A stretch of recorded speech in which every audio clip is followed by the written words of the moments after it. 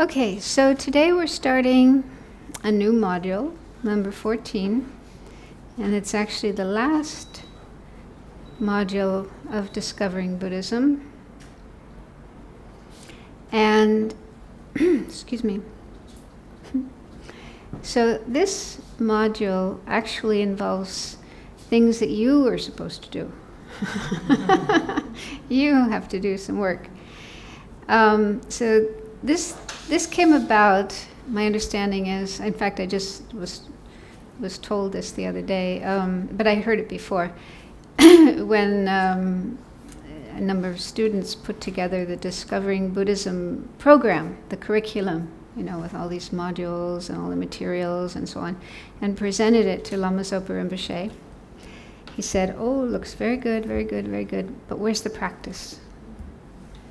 So based on his advice, and I think it's more than just advice, it's insistence, for students to complete, to fully complete this program, Discovering Buddhism, and get a sort of graduation certificate that you have completed it all, you need to do these practices. Okay, so if you have the handout, or either paper or on your device. So the practices are 100,000 prostrations, 100,000 Vajrasattva mantras, 3 Nyungnes, and a 2-week Lam Rim retreat. That's probably the easiest one. Because it says that going to a Kopan course, which some of you may have already done, the 1-month November course, will fulfill that requirement. It's actually more than 2 weeks, but it's, Lam Rim teachings, Lam Rim meditations, so that one's pretty easy to do. The Nyungnes, you need the right circumstances, but I think probably Venerable Yunten, when she comes next autumn, we'll be happy to help you do Nyungnes. And each Nyungne takes 2 days, so you can do that in 6 days. Well, it's a little hard to do Nyungnes back to back. It's better to do them one at a time for over a period of time. Especially the first. First is hardest. They do get easier the more you do them. But then the other 2 practices, the 100,000 prostrations and 100,000 Vajrasattva mantras, that takes some time, okay?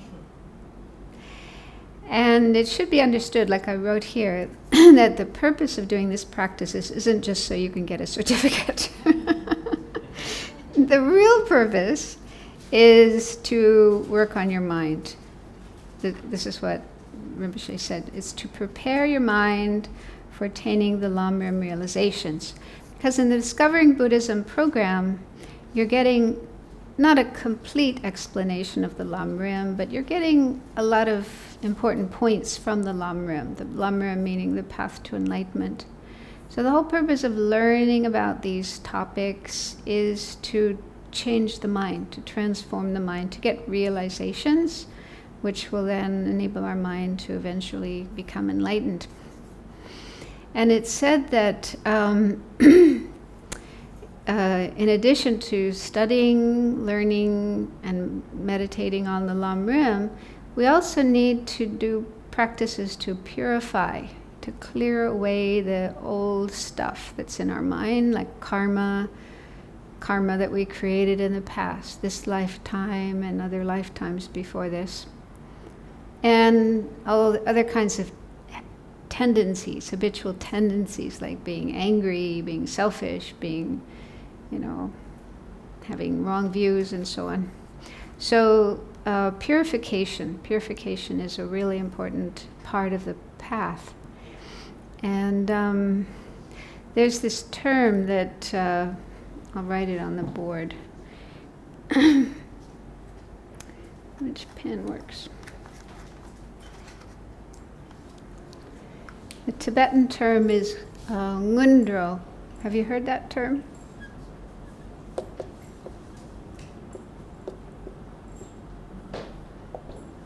And that means preliminaries. Preliminaries, or preliminary practices, let's say. Preliminary practices.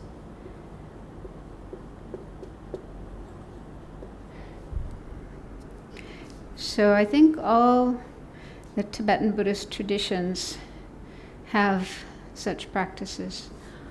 Ngundro. And I think some traditions emphasize them a lot. For example, I think the Kargyu, my understanding is the Kargyu tradition. If you're following that tradition, then early on in your career as a Buddhist, you will be asked to do these preliminary practices, Ngundro. And the purpose, well, there's two purposes. One is purification, clearing out the old stuff, karma, disturbing emotions, all that negative stuff we've accumulated in the past. Because if we don't clear that away and we just sit down and try to meditate, then we'll find it difficult to be successful in our meditation and achieve realizations, achieve calm abiding, realize emptiness, and so on and so forth. So that's why we need to clear that stuff out. Also, if we don't clear it out, then it's the cause of suffering, the cause of bad things happening to us. So it's good to clear that out. And another reason, another kind of practice we need to do is to build up positive energy or merit, accumulate merit. So the Ngundro practices are for that purpose, mainly to clear away negative energy, build up positive energy. And just to, in case you're interested, maybe you're not, but I'll give it to you anyway. I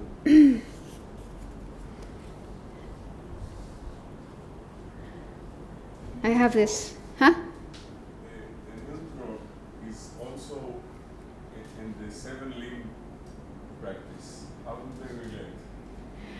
Well, the seven limb practice includes practices for purification and accumulating merit in a condensed form, one prayer with 7 lines. Oops. Sometimes a little longer, but it's just one prayer that you can do in a matter of minutes. Whereas normally when we talk about Ngundro, you're doing many accumulations. So I'm just going to explain a little bit. I have a book here I got from, it's from Dharamsala, the library, Tibetan library in Dharamsala, called The Confession of Downfalls. And it explains the Vajrasattva practice and also the practice of the 35 Buddhas. So I'm taking some information from this book. And in here, it mentions 2 kinds of preliminaries. One, ordinary preliminaries. And there are 4 of these, which you're probably familiar with. I'm just going to abbreviate it because it's too many words. But the first one is perfect human rebirth or precious human rebirth. Remember that one? You've heard that one before. Just meditating on the fact that we have this wonderful life with all these opportunities and we shouldn't waste it. The second is death and impermanence, which is the topic that comes right after that in the Lamrim. So we have to realize, death is coming and we're changing all the time, getting older all the time. And we need to, keep that in mind so we don't waste our time and be lazy. The third one is karma. That means just thinking about the fact that we create karma and we're going to experience the results of our karma in the future. And the fourth is the faults of samsara.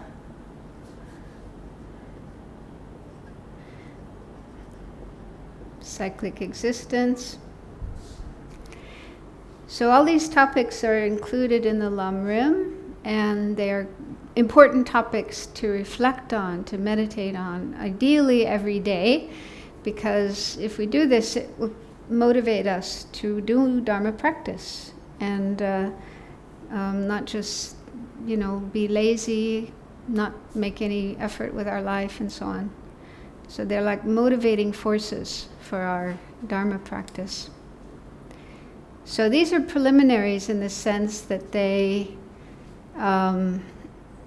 motivate us to use our life wisely, engage in Dharma practice, and so on. And then there's another set of preliminaries that are called extraordinary.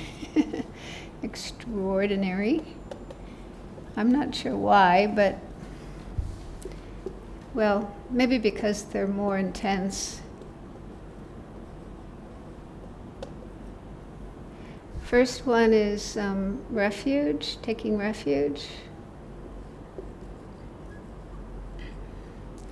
2, generating bodhicitta.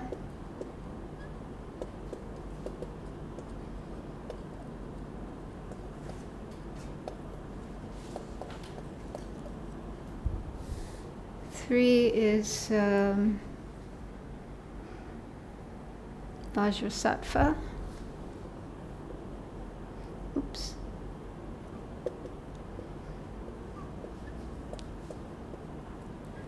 And 4 is Guru Yoga. Guru Yoga. So these are practices that in the Tibetan tradition, I think in all the schools of Tibetan Buddhism, students would be asked to repeat these many, many, many times. And that includes our own Gelugpa tradition. So I'm not going to go into the details, but there's a practice, for example, where you take refuge 100,000 times. That's the standard number, 100,000. So it's, just saying the refuge prayer 100,000 times while visualizing the objects of refuge and really feeling in your mind the feeling of refuge. Now, generating bodhicitta, in our tradition, this isn't a separate ngondro, but it can be combined with others. For example, refuge, when you take refuge and generate bodhicitta 100,000 times. Or in our tradition, I think it comes when we do prostrations. We take refuge, generate bodhicitta, and do prostrations 100,000 times. And then Vajrasattva practice, this is mainly for purification. We'll do this later today. We'll do a practice of Vajrasattva together, so you get some idea of how to do it. But you recite the mantra of Vajrasattva 100,000 times, the long one. There's a long one and a short one, but really we should do the long one. The short one is Om Vajrasattva Hum. So that's a bit too easy. So do the long one. And then Guru Yoga, I think as far as I know, every school of Tibetan Buddhism would have their own way of doing Guru Yoga. In our school, the Gelug school, it's done with Lama Tsongkhapa. There's a practice it's called Gaden Lagyema. It's a short practice. You visualize Lama Tsongkhapa and the 2 disciples and do some prayers and so on. And then this prayer called the Miktsema, Mikmetsewe Terchen Chenrezi. You know that one? You may have heard it before. Anyway, it's a prayer to Lama Tsongkhapa. So you recite that 100,000 times. Now, when we say 100,000 times, there's different ways you can do that. One is in a retreat situation where you're doing a number of sessions each day, and in each session you're accumulating numbers of these practices. Or you can do 1 session a day. For example, if you're working or you have family, you can't really do a retreat, but you could do 1 session a day. And then over time, or 2 sessions if you like. And then gradually over time, you accumulate these numbers. Yeah. So, like I say, the standard number is usually 100,000, but this can vary. Because sometimes a teacher will give specific advice to a student and tell you, oh, you should do this one 50,000 times and do this one 200,000 times. This is what Lama Zopa Rinpoche does. If you ask his advice, he will give you your own tailor-made list of practices to do. And sometimes they're not even on this list, sometimes they're other things. I know one woman who was given the 4 immeasurables, love, compassion, joy, and equanimity. So she was, that's the first time I ever heard of that as a preliminary practice. So I'm just introducing, I hope this isn't confusing you, but I'm just introducing this whole idea of preliminaries. It's a standard thing in Tibetan Buddhism. I haven't come across it in other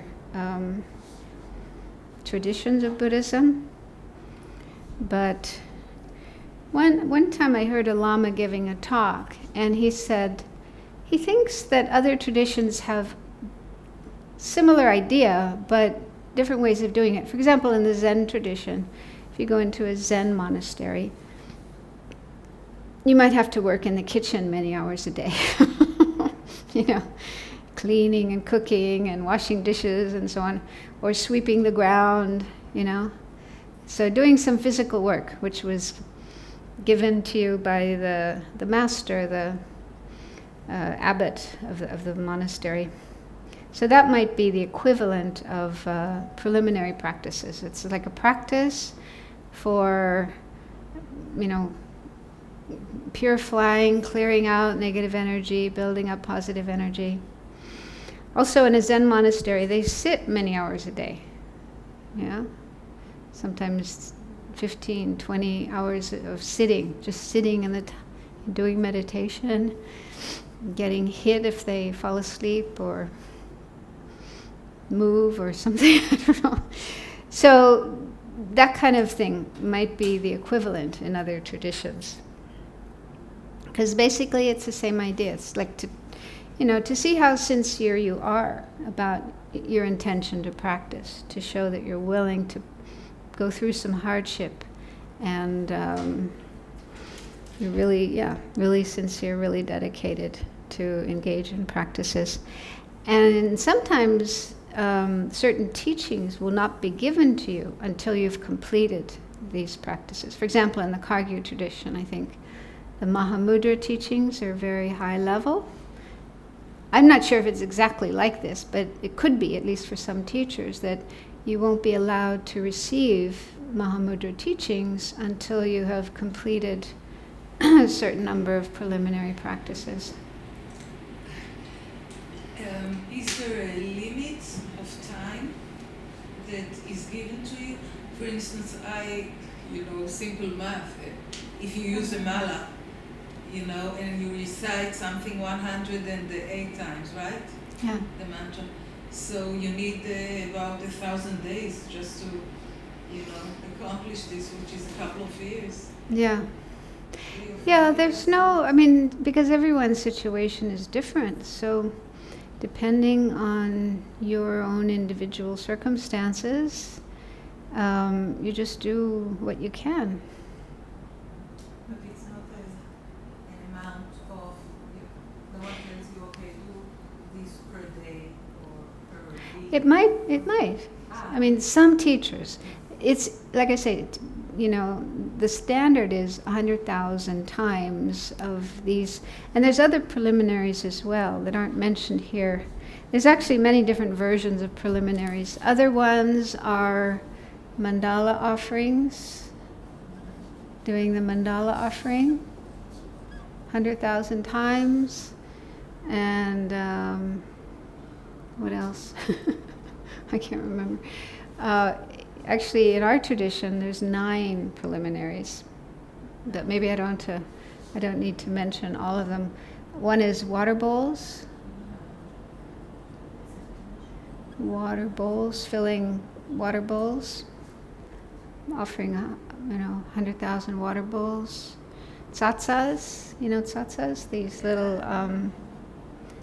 images you can make with clay or plaster or whatever, images of the Buddha. So making 100,000 of those. That's easy. 100,000. We made 106 with Alona. It's much more easy than prostrations, full length. Yeah. It's easy. Oh yeah, prostrations isn't here. We can negotiate. Prostrations. Is it it's You don't have to do it. it's all prostrations, all this, or you have to do both? Well, what I'm just saying, there are different versions of it. Okay, and it partly depends on the teacher and the tradition and so on. So in some traditions, you just do 100,000 automatically, unless the teacher tells you otherwise. So you just do 100,000 of all these things. But in our tradition, in the FPMT, Lama Zopa Rinpoche's style is, if you ask him, he usually doesn't do it unless you ask him, but if you ask him, please Rinpoche, what practices should I do? You'll get a list of, it might be some of these, not all of them, different numbers. So he has a way of checking and giving. What to do if you're not seeing Lama Zopa? Well, you don't have to do any of this. It's totally optional, it's up to you. But it's recommended. It's a recommended thing. Like I say, to clear out the negative karma we've accumulated in the past, to build up positive energy. What is recommended? To do the prostrations or water balls or? Well, I hope I'm not. Maybe I'm just making it all confusing. Okay, maybe I'm just giving you too much information right now, and it's not useful. Let's just. Okay, in the context of where we started, discovering Buddhism. Some of you have been following Discovering Buddhism for how long? 2 years now? And Lama Zopa Rinpoche's request was, if you finish Discovering Buddhism, you go to all the classes and exams and everything, and you want to completely finish it, get the certificate, the graduation certificate, then he has asked that you do these practices which are on this paper. 100,000 prostrations and 100,000 Vajrasattva mantras and 3 Nyungnes and a 2-week Lamrim retreat. So that's this context. Maybe I just confused you with telling you about all this other stuff, but I was just trying to point out that this is a very common thing in Tibetan Buddhism. In any of the 4 schools, Kagyu, Gelug, Shakya, Nyingma, it's optional unless your teacher tells you to do something. Otherwise, you can decide to do it or not. But it's generally recommended before you go to higher levels of teachings and practices, you do a certain amount of preliminary practices, or ngundro. But it would vary with which tradition it is, which teacher it is, and so on. So it's not that everybody does things exactly the same way.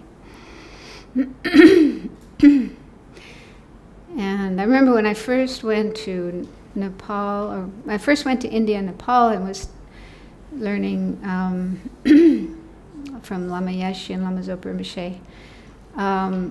At that point in time, they didn't really stress these practices.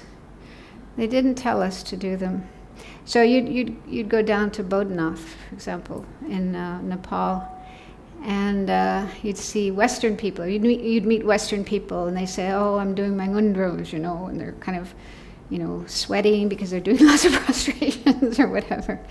So I think they were Kagyu or Nyingma or whatever. So their teachers really stressed that they do these ngundro practices, whereas what we were doing at Kopan, of course some people wanted to do them and they did them, but what we were doing was learning the Lamrim, studying, meditating on the Lamrim, occasionally doing these practices, but not in a really intense way. And at first I was kind of thankful. I didn't really want to spend my whole day doing prostrations. But later, it was actually after Lama Yeshe passed away, after Lama Yeshe passed away, suddenly I started taking an interest in doing the Ngondro practices. And then I started doing them on my own, not because anybody told me to, but I just thought it was a good thing to do. So then I started to accumulate my Ngondros. And I do think it's a good thing to do. So there's just different ways of doing it. Sometimes you yourself will feel like doing it. Sometimes your teacher will tell you to do it. So it can come about in different ways. Does that make sense? Or is it too much information? Confusing? Okay. So what I thought to do in this this module was, well, at least today, starting today, to just explain this whole idea of purification, to make sure that you understand why it's done, and how. What's the basic way of doing it? So I put down information about karma. This is a review because you've already done a module on karma. Who is teaching that? Andy? Okay. So that was a year ago or more. Okay. So this will be a review, but it doesn't hurt to look at this material again. Okay, so generally karma, the word karma means action. So it means we do actions, and when we do actions, an imprint will be left on our mind. And then if nothing is done to sort of counteract this imprint, it will stay with our mind in the future, and then at some point in time, it will ripen. When we meet with the right causes and conditions, this imprint will ripen, and we'll have some kind of experience. So there's good karma and bad karma, or virtuous and non-virtuous karma. But here I'm going to focus mainly on the non-virtuous karma, because that's what we need to purify. We don't want to purify our virtuous karma. We want to keep that and build it up even more. Dedicate. Huh? In good karma, we want to dedicate. Yeah, we have to dedicate it. Okay, so in the teachings on karma, they usually start with the 4 general characteristics of karma. First one is karma is definite. Does anyone remember what that means?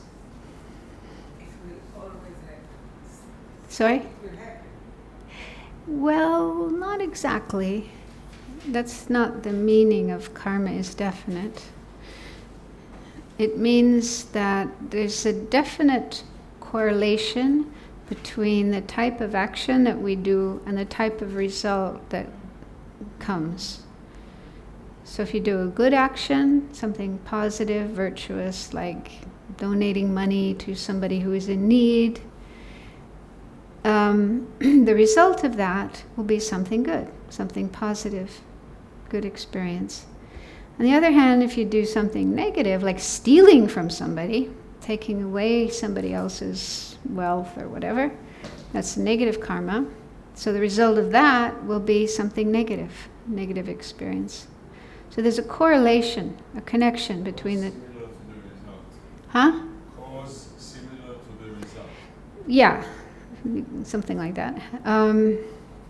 Good karma leads to happiness, bad karma leads to suffering. That's basically what it means. And it's definite in the sense that, you can't create bad karma and expect good results from it. And you can't create good karma and have bad results come from it. Something like. So they say it's like in the seeds. Seeds, the type of seed you plant will determine the type of plant. If you want tomatoes, you got to put tomato seeds in the ground. If you want squash, you put squash seeds in the ground. Okay, so this connection between the type of action created and the type of result. The second is that karma increases. What does that mean? Anyone know? Remember?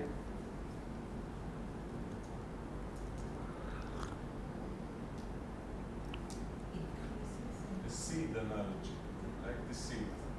Plant the seed, tree grows. Many results come from, yeah. So it's actually the results that increase. Just as in nature, you plant one tomato seed, and it becomes a plant with many leaves and flowers, tomatoes. Okay, many results come from one cause. Can you give an example, not in tomato, but in human beings, for instance? Yeah, well, that will come because at the end of this section are the results of karma. So there's 4 different kinds of results that come. So we'll look at that afterwards. And then third, you don't experience the results if you haven't created the cause. So if you want to go to heaven, you want to be wealthy, you want to have a beautiful body, whatever, you want to reach enlightenment, it's not going to happen if you don't create the causes. Things don't just happen by chance. They don't happen because some divine being out there decides to give you a present. So we have to create the causes if we want certain results.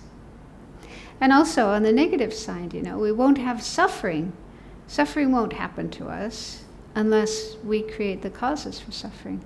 So again, suffering isn't other people's fault, the government or mother or father or other people.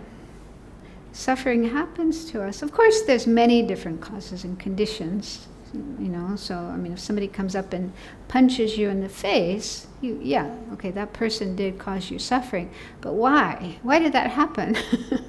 What prompted that person to punch you in the face?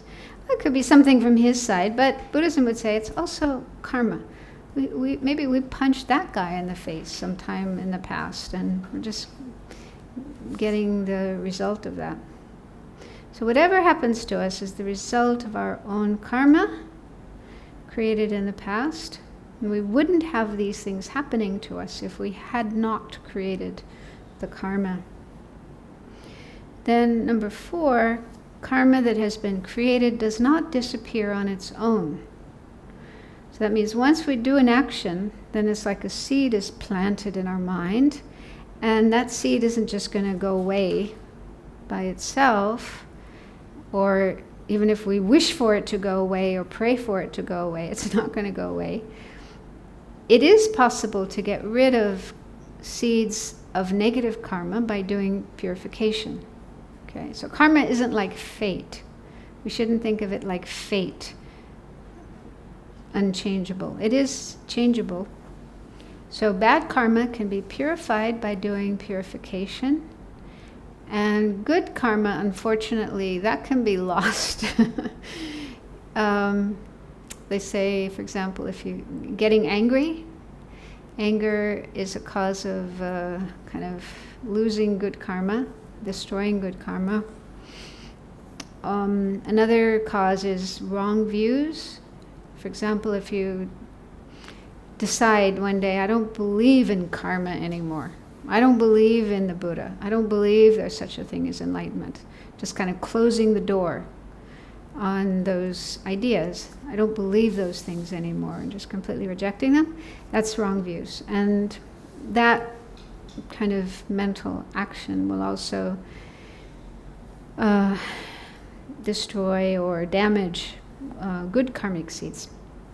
So other than that, if there hasn't been a kind of antidote to karmic seeds, they stay in the mind even for many lifetimes, even for thousands of years or millions of years, and eventually they will ripen and the result will come.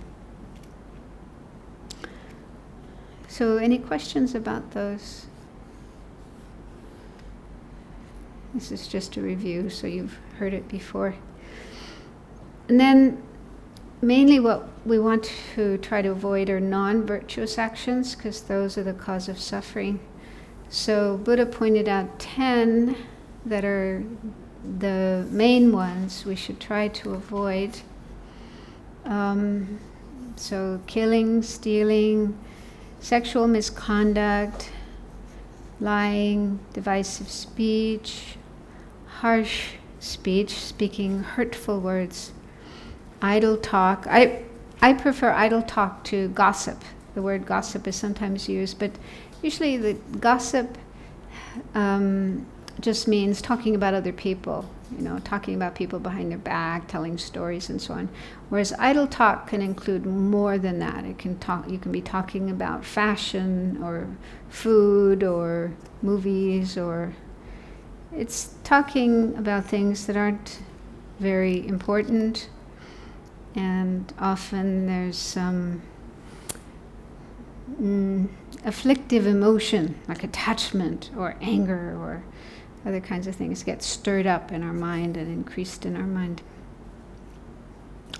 Covetousness, wanting somebody else's things, ill will, wanting to hurt somebody else, and then wrong views, which is to reject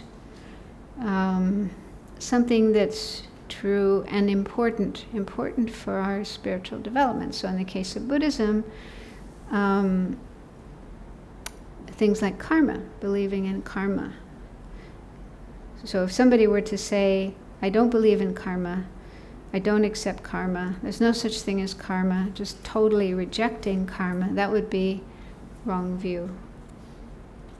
Or the possibility of attaining liberation and enlightenment, if someone were to say, oh, that's just a lot of rubbish, there's no such thing, this is fantasy, fairy tale, just completely rejecting those ideas. So these are harmful because if we do have such ideas, then we won't even try to practice, we won't try to work on ourselves. We'll just sort of relax, enjoy our life, maybe in a hedonistic way or a materialistic way, and not use our time to do anything positive or constructive, working for the future.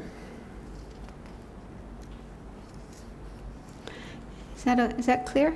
Any questions about those? And then the next point says, a complete action must have all the four factors. So a complete action means an action that has the power to cause a rebirth, which is one of the results we'll look at next. One of the results of karma action is to be born, to take a rebirth in a particular situation. So in order for an action, karma, to have that much power to actually throw us into rebirth, then all four of these factors need to be complete. They'll need to be present. First is the basis, meaning the object. There's always an object that we're directing the action towards, like a person that we kill or a person that we lie to and so on. So that would be the object. And number two, the intention. This has to do with the state of mind. And it has three parts. Recognition. Usually that means you have to correctly recognize the object. For example, somebody else has the same kind of wallet that you have, exactly the same, and you see this wallet lying there and you pick it up thinking it's yours. Okay, so that wouldn't be stealing because you didn't recognize it as somebody else's belonging. You thought it was yours, okay? So for it to be stealing, you have to know it's not mine, it's somebody else's, but I'm going to take it anyway. And then the motive means you actually have to want to do that action. Like this happens a lot with killing. Even if you have this wish to not kill, I don't want to kill anybody or anything, but sometimes it happens accidentally, especially with little insects. You step on them, or you're wiping your counter in your kitchen and you accidentally wipe a ant out of existence. So if there was no wish to kill, you didn't have the wish, the intention to kill, it doesn't become a complete action. And the third is delusion. So in the case of negative karma, one of the three poisons needs to be there as the motivating factor, either attachment or anger or ignorance. One of those three, or it could be more than one, but at least one of those needs to be present. And the deed is doing it, actually doing it, not just thinking about it, but never doing it. So actually doing it. And then the fourth is the completion. And the completion of the action depends on what kind of action it is. So in the case of killing, the basis, the object, is another living being. And then you have to have an unmistaken recognition of the person or being you intend to kill. You have to recognize that is a living being and not a telephone pole or a scarecrow or something, you know. It's a sentient being there. Your motive is the wish to kill. You want to kill that person. And it's one of the three delusions is there, either anger, attachment, or ignorance. The deed is to carry out an action, either yourself or you ask somebody else to do it. So even if you ask somebody else to do the killing for you, you know, your hands are clean, but your karma isn't clean. And in fact, that's even worse, because two people create bad karma, both you and the person you asked to kill. So you actually, you know, kind of got somebody else to create bad karma as well. And then the completion in the case of killing is that the other being dies before you do. That's it. I know it's a strange thing, but I think the reason is, let's say you're in a duel, okay? Me and Or, you know, we're shooting at each other. This is totally hypothetical, would never happen, but just, you know, if it were happening, we are shooting each other, and we both get wounded. And so I've shot her, but if I die first before she does, then my mind, my consciousness leaves this body. It's no longer in this life at the time when she dies. So it doesn't get the complete karma, the karmic imprint of killing. That doesn't mean my mind is clean, because I still tried to kill her, I wanted to kill her, all the other parts of the action are there, but the completion is missing because I die first. Does that make sense? How about when It's technical. you ask somebody to kill someone, Yeah. and you die before, and he's still killing that person? Well, Or what you yeah. ask? Well, that's a good question. I think it would still be the same. If you die first before the other person, yeah, it doesn't become a complete karma. It's still bad karma. You still got some bad karma, but it's not complete. Some aspect is missing. But what about stealing or cheating? I mean, how the completion? The completion for stealing is when you have the thought, now it's mine. So if I take somebody's camera, for example, because it could happen that I would take the camera and then I think, no, I shouldn't. Then I put it back. Okay. But if I take the camera and then I think, ha ha ha, I got it, it's mine. It's like taking ownership of it, mentally taking ownership. It's mine now. So that's the completion of stealing. Hmm? Can you give some more examples of completion, like lying? Lying would be when the other person believes you. Like, to tell a lie. If I'm in an empty room, nobody's around, and I tell a lie, it's not complete, because there's nobody to hear it, nobody to understand it, nobody to believe it. So in the case of lying, somebody has to hear you and believe you. But let me just check. I have the list right here.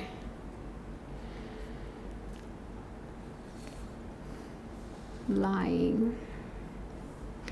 Yeah, the completion is when the other person understands what you said and believes you.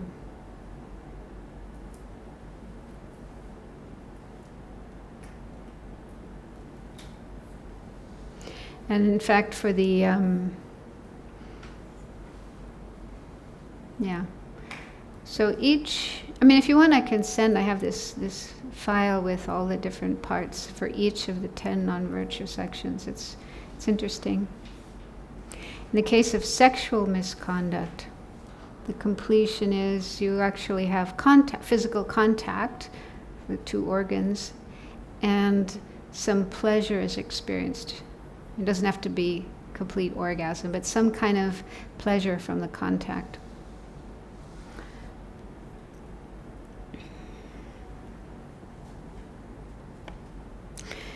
Okay, so that just gives some idea.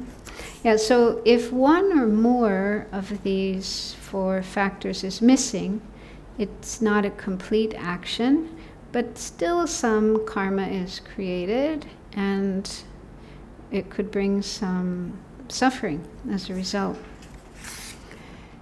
So then on the next page, the top of the next page, is the results. In general, there's 4 kinds of results of non-virtuous karma. The first is called a fully ripened result, and that's an actual rebirth state. Okay, so if we do an action like killing, and all the parts are complete, it's like a full, complete action of killing, then that becomes the cause for a rebirth state in one of the 3 unfortunate realms, as an animal, or as a hungry ghost, or as a hell being. This is if we don't purify, of course. Remember that. It's not, irreparable. If we don't purify, this is what will happen. So if you kill somebody and you intended to kill him, but then you purify yourself? Yeah, it can be purified. Oh yeah. Always be beautiful. How many times did you purify? Buddhist? Yeah, Milarepa killed 35 people, and some animals. But each time he purified? No. Well, he worked really hard. I mean, he practiced really, really, really hard, and he was able to purify. Somebody kills Yeah. somebody, Yeah. and he applies it to all four Yeah. points, and then he purifies. Yeah. Because he was in this class. But then the next day, or raping, or stealing, or cheating, or whatever, then he's doing it again and again, but every time he purifies. No, that's not right. We're going to look at the 4 powers of purification. One of the powers is making the determination to not do it again. Ah, right. So if you don't give up the wish to do it again, it's not a complete purification. So to really purify, you have to really have the determination. At least I will try not to do it again. I would really want to try. But still, let's say you really wish and you kill again. And of course there is different, to my eyes, maybe I don't understand totally 100%, but there is a much different, if I kill somebody or I took somebody's sandwich, okay? There is, Oh, sure. so let's say somebody does it and they purified and they really have the, or rape or something, and they really have the intention of not doing it again, but they do it. Yeah. Okay. So Well, I'm just then thinking again, how- they do purification and just try to, they purify again. And depending on how heavy the action is, how severe, how horrible, and so on, you would probably need to do again and again a purification practice, not just one, okay, one purification practice and that murder has been completely cleared away. I think that kind of thing you'd probably need to do, at least 100,000 Vajrasattva mantras. I mean, this is something, sometimes again, a teacher, if you have a teacher, probably in Tibet they would do this. They would go to their lama and say, oh, I'm really sorry I got into a fight with somebody and I killed that person. I'm really, really sorry. And the teacher would probably give them some advice, how many prostrations, how many mantras, whatever, Whereas if we're on our own, we don't have that opportunity. We just do as much as we can. Because actually in our tradition, I think most people who are following this path will do purification every day. It's not just you do it occasionally, but every day, at least once. Because there's always little things we do every day, and then all the stuff from the past, before we met Buddhism in our past lives and so on. So there's a lot to purify. Okay, so then the second one is the result similar to the cause. And there are two types of this. First is called experiences similar to the cause.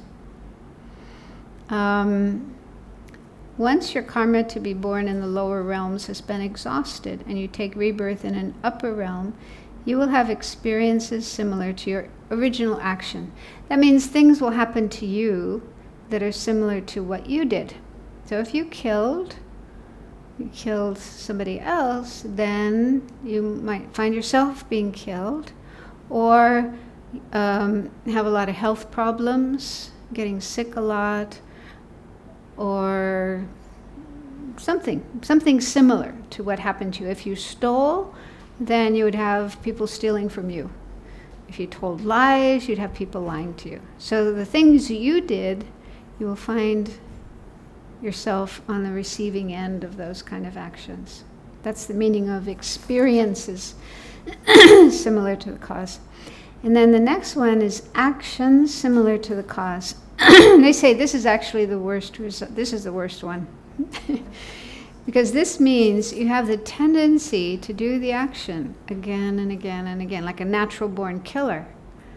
Okay? So when you have little kids, little babies, and they have this instinct to kill, as soon as they see something, bird or insect or whatever, they want to kill it right away. That could be because of having killed in the past.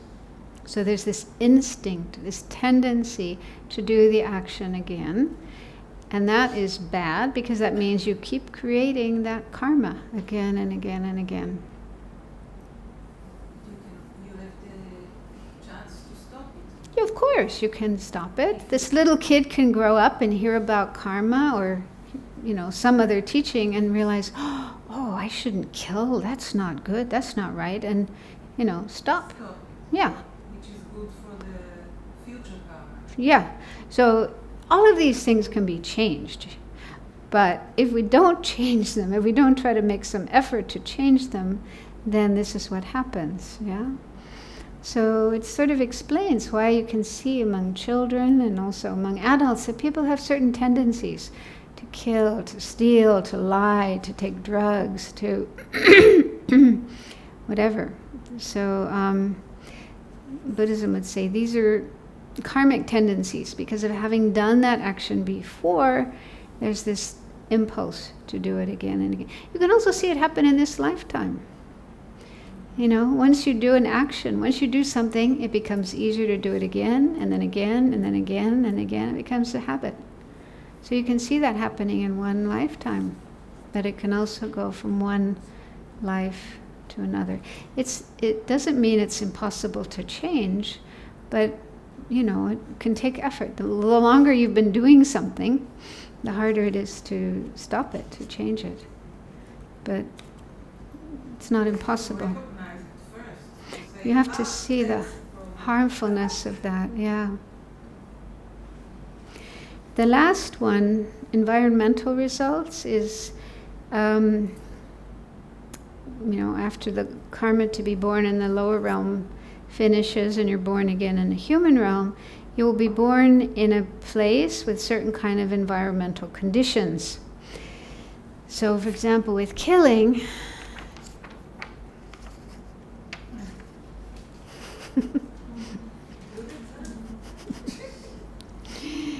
okay, the environmental results of killing, where are they? To be born in Israel. That's where In Israel, in Syria. in Syria, in Africa. Yeah. So let's say. Yeah, so for killing, taking birth in a place where there's a lot of violence, war, many problems and so forth, and where food, drink, and medicine have little power. I mean, you do have food, healthy food and drink and medicine. There is a lot of Gaza. Huh? What? Gaza. Yeah. want maybe to ask, after. what about Tibet? The fact, because we always talk about the Holocaust because it's very Talk about what? About Tibet. Yeah. And what happened there. Yeah. If you explain it by karma, what does the Dalai Lama say or other high teachers? For us, we don't understand it. For many of us, about the Holocaust because it's 6 million Jews, people that were Jews at that time. But okay, so I don't know what it is. But what do you say about Tibet and the fact that what happened? Well, I've heard some say that in the past, like many centuries ago, the Tibetans were actually warlike. They were, before Buddhism came into Tibet, they were like the Mongols, they were riding all over Asia and conquering people and killing people and doing all kinds of naughty things. But then, that kind of idea means, well, the Tibetans who did those naughty things in the past were born again as Tibetans in this century and experienced this result. But it could also be there were some other group of people, maybe there were people in South America, who were also very warlike and, killed a lot of people and did human sacrifices and so on. So as a result of that, they're born in Tibet. I don't know. But it would make more sense if they were Tibetan because the result was almost the loss of the tradition of the Tibetan Buddhism. I mean, the Tibetan Buddhism was in great danger. So let's say it's people that come from another culture, let's say that were doing terrible things and they were reborn, but why the result would be for the tradition to be lost? Because that is like the result is similar to the cause. So why that I understand that there is no answer. I'm just yeah, I mean, if you look at the history of Asia, for example, in different, as Buddhism went to different countries, there were times when it was wiped out or almost wiped out, okay? But it didn't get completely wiped out because it survived somehow and then grew again. So the way that they tortured them and the way it happened, just a thought. well, I don't know, it's really complex. I mean, they say it really takes a Buddha to be able to know what is the exact cause that happened in the past for this present situation, So we can only guess. We can guess, but to know exactly, precisely, what is it that person did in the past that resulted in them being imprisoned by the Chinese and tortured and so on and so forth. So it's basically a little bit like the Judaism in a way, or the Christianity, or I don't know anything about Muslims. And basically, you don't have to understand, just know that it exists. There is no logic, basically. no, it's not that there's no logic, because You will not understand the logic. Until I'll be enlightened. Yeah. Okay, at least in Judaism you can get enlightened. anyway, I thought, It's fair choice, a chance here. why don't we take a break? I think it's about time to have a break for about 15-20 minutes, and we can carry on this discussion afterwards.